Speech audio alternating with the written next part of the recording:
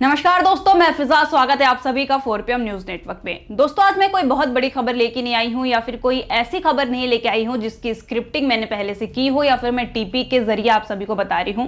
आज मैं एक ऐसी खबर लेके आई हूं जो कि काफी दिनों से बड़े चर्चे में है और वो है राघव चड्ढा। जी हाँ दोस्तों, आज हम बात करेंगे राघव चड्ढा के फॉलोअर्स के बारे में। उनको कौन फॉलो करता था या फिर कौन से जमीनी मुद्दे उठवाने के बाद वो बीजेपी सरकार के खेमे में चले गए। जी हाँ दोस्तों, दरअसल आप सभी को याद होगा कि हाल ही में जैसे ही राघव चड्ढा ने आम आदमी पार्टी को छोड़ा, उनके फॉलोअर्स घटना शुरू हो गए। और वो फॉलोअर्स भी कौन थे? वो जेनजी जनरेशन वाले थे, जो लोगों को लगता था कि एक पढ़ा लिखा नेता समाज में आना चाहिए, क्योंकि राघव चड्ढा जो थे वो हमेशा जमीनी मुद्दों को उठाते थे या फिर कुछ ऐसे मुद्दे सदन में उठाते थे जो कि आम जनता से बड़ा रिलेट करता था, बाकी जो नेता नहीं करते। और जिस तरीके से राघव चड्ढा ने एक अपना पीआर सिस्टम बनाया या फिर अपनी एक पहचान बनाई, कहीं ना कहीं उनके मुद्दों पे ही डिपेंड थी, इनसे ही लोगों ने उनको जाना। लेकिन दोस्तों, जैसे ही उन्होंने बीजेपी ज्वाइन किया, कुछ ऐसी चीजें सामने आई जिसको देखने के बाद मैं तो खुद बौखला गई। मतलब हैरान करने वाली बात थी कि इधर बीजेपी ज्वाइन किया, उधर सारी बीजेपी की कमियां, खामियां, जितनी भी चीजें, खूबियां थी, सब राघव चड्ढा ने अपना लिया है। बेईमानी से लेके घपलेबाजी तक, झूठ बोलने के तरीके तक, इतना जल्दी कैसे कोई सीख सकता है? मुझे तो लगता है कि राघव चड्ढा जो है ना, वो मोदी जी से इंस्पायर होकर एक्टिंग करना शुरू कर रहे हैं। अब दोस्तों, आप सभी को याद होगा और आपने भी देखा होगा कि किस तरीके से अभी राघव चड्ढा लगातार ट्रेंड में है। किस लिए? क्योंकि उनके फॉलोअर्स लगातार इंस्टाग्राम से घटते जा रहे हैं। कल जब मैंने ये खबर देखी, मैंने उस पर थोड़ा सा एनालाइज किया, फिर मैंने सोचा कि लाओ मैं भी देख लेती हूँ भाई कौन लोग हैं जो राघव चड्ढा को फॉलो कर रहे हैं। दोस्तों, आज सत्ता की आंखों में आंखें डालकर पत्रकारिता करना मुश्किल हो गया है। हमारे 4PM नेशनल यूट्यूब और फेसबुक चैनल को, जिसे आपका प्यार और विश्वास हमेशा से मिलता रहा है, उसे बंद करके सरकार ने ये साबित कर दिया है कि वो आपके सवालों से कितना डरती है। मुश्किल दौर है, लेकिन हम न रुके थे और न ही रुकेंगे। हम सच के लिए हमेशा लड़ते रहेंगे। ऐसे में 4PM यूपी को ज्यादा से ज्यादा ज्वाइन करें और स्वतंत्र पत्रकारिता को जिंदा रखने के लिए जितना हो सके उतना हमारा आर्थिक सहयोग करें। आपके सहयोग से ये जंग हम जीत कर रहेंगे। तो जैसे ही मैंने उनकी आईडी खोली और मैंने उनके फॉलोअर्स लिस्ट को जब छानना शुरू किया, तो मुझे कम से कम 50 ऐसी आईडी मिली जो कि तुरंत बनाई गई और तुरंत उन्होंने राघव चड्ढा को फॉलो कर दिया। दैट मींस कि फेक फॉलोअर बनाने लगे हैं अब राघव चड्ढा। बड़ी ही हैरानी की बात है कि जो कल तक डिंडोरा पीट रहे थे कि मेरे फॉलोअर्स इतने हैं, मुझे जेनजीज फॉलो करते हैं, मुझे जेनजीज पसंद करते हैं, अब उनकी नौबत यह आ गई है कि फेक फॉलोअर्स बनाने लगे हैं। मैं आपको भी कुछ दिखाती हूँ स्क्रीनशॉट जो मैंने लिए हैं, कम से कम पूरे तो नहीं लेकिन जितने भी मैंने लिए हैं वो मैं आपको स्क्रीनशॉट दिखाती हूं। स्क्रीन पे आप देख सकते हैं कि किस तरीके से एक एक आईडी नई बनाई गई, तुरंत राघव चड्ढा को फॉलो किया गया। क्यों फॉलो किया गया? क्योंकि उनको फॉलोअर्स बढ़ाने थे। और राघव चड्ढा कहीं ना कहीं इस बात से डर गए कि जितनी तेजी से उनके फॉलोअर्स घट रहे हैं, अब जेनजी जनरेशन उनको पसंद नहीं कर रही है। अब ये नौबत आ गई कि उनको फेक फॉलोअर बढ़ा के अपनी आईडी को मेंटेन करना पड़ रहा है।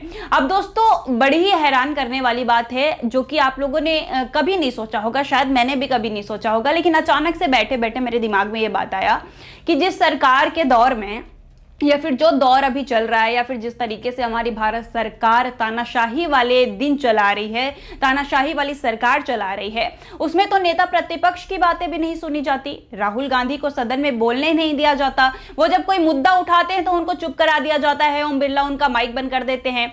लेकिन राघव चड्ढा जब भी कोई मुद्दा उठाते थे तो दूसरे दिन वो चीजें सॉल्व हो जाती थी। क्या कभी आप लोगों ने इस पे गौर किया है कि आखिर क्यों जिस आम आदमी पार्टी के चीफ को, अरविंद केजरीवाल को, बीजेपी सरकार लगातार उनके पीछे पड़ी थी, उनको जेल भेजा गया, उनके ऊपर शराब के घोटाले के जितने भी आरोप लगाए गए, फिर भी राघव चड्ढा की बात मान ली जा रही है? क्या आपको नहीं लगता कि राघव चड्ढा का जो भी था, जितनी भी चीजें उन्होंने की है, वो सब कहीं ना कहीं बीजेपी से पहले से मिलके की गई थी? या फिर राघव चड्ढा पहले ही ये मान चुके थे कि अब वो जो कुछ भी कर रहे हैं बीजेपी के बदौलत ही कर पा रहे हैं, क्योंकि उन्होंने बीजेपी से मस्त अपना प्रोपेगेंडा चलाने का तरीका अपनाया, बीजेपी ने उनका साथ दिया, उन्होंने कहा ठीक है भाई तुम मुद्दे उठाओ, हम इधर सॉल्व कर देंगे, उसके बाद तुम्हारा पीआर बहुत लंबा चलेगा, फिर लोग आम आदमी पार्टी को राघव चड्ढा की पार्टी मानने लगेंगे। और कहीं ना कहीं बीजेपी का यही एक फंडा भी था, वो चाहती थी कि आम आदमी पार्टी को वो पूरी तरीके से तोड़ दे। और सबसे हैरान करने वाली बात कि राघव चड्ढा अकेले नहीं गए, उन्होंने कितने 1/3 की 2/3 लोगों को वो लेके चले गए हैं बीजेपी में। आम आदमी पार्टी को भी उन्होंने अच्छा खासा तोड़ दिया है। अब उसमें से एक नाम है अशोक मित्तल जी का। अशोक मित्तल जी के बारे में तो आप लोगों ने सुना ही होगा, क्योंकि राघव चड्ढा जी के साथ वो भी जाके बीजेपी में शामिल हो गए हैं।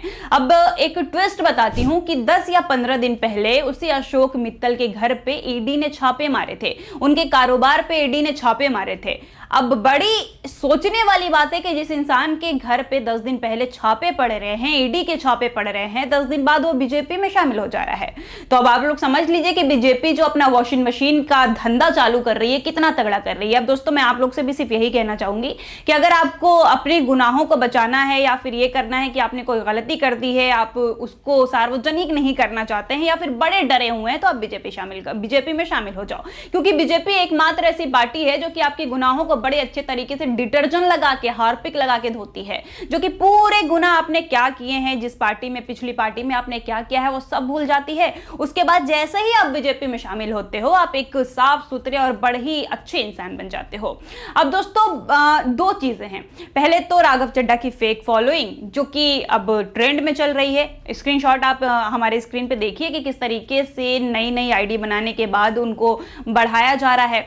और दूसरी चीज है कि वो अशोक मित्तल, जो कि कल तक ईडी से डर रहे थे, आज उनको कोई खतरा नहीं है। अब जो कुछ भी है दोस्तों आपके सामने है, लेकिन समझदारी की बात यह है कि हम समझ नहीं पा रहे हैं, या फिर हैरानी की बात यह है कि जनता समझ नहीं पा रही है। अब आप देख ही रहे हैं कि किस तरीके से बीजेपी पीआर चला रही है। और एक खबर तो और मैं आप लोग को बता दूं, सोशल मीडिया पे, ट्विटर पे एक वीडियो बड़ी तेजी से वायरल हो रही है कि वेस्ट बंगाल में चुनाव होने को है। आप सभी को पता है, हो भी रहे हैं, एक चरण का चुनाव कंप्लीट हो चुका है। तो जो बीएसएफ और सीआरपीएफ वहां पे सुरक्षा तैनात की गई है, सुरक्षा बल तैनात की गई है, वो लोग आम जनता से घूम घूम के कह रहे हैं कि आप बीजेपी को वोट दो।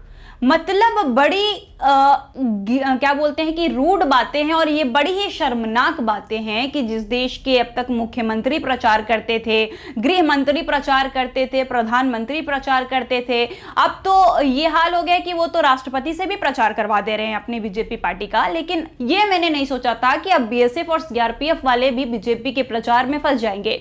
वो भी अब जनता से ये कहने लगे हैं कि आप बीजेपी को वोट दो अगर आपको देना है तो। अब उनकी एक वीडियो बड़ी तेज से वायरल हो रही है, मैं आपको दिखाऊंगी, आप देखिएगा हमारी इस खबर में।